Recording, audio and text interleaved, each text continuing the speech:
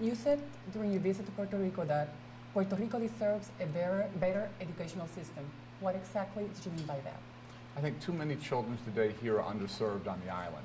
And I look at dropout rates. I look at across the island, you have about 42,000 ninth graders, but only 30,000 12th graders. So between 9th and 12th grade, the island is losing 12,000 young people every single year.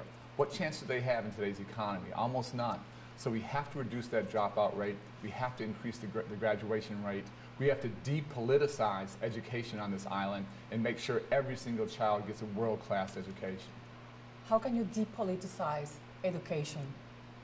Well, I think this is where politicians from both parties have to come together and be very honest. And this is tough work. I'm not saying this is easy, but to say for the past 30, 40 years, we haven't done the right thing by children here. We have to educate our way to a better economy, and there are no jobs out there today for high school dropouts. So this takes leadership, it takes courage from both sides of the aisle to come together and say we're going to put politics and ideology to the side.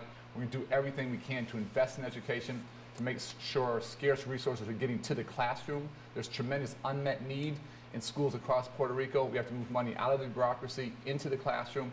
Those are the kinds of tough decisions we need for transformational change here. Do you believe that most of the money or the transfers, federal transfers that we have here in Puerto Rico are being used in bureaucracy? I think too much is there, and historically there's been too much corruption here, and we have to be honest about that. I think we underinvest in education. We want to invest more in education, but we want to make sure those scarce resources are being used wisely and they're making a difference in young people's lives.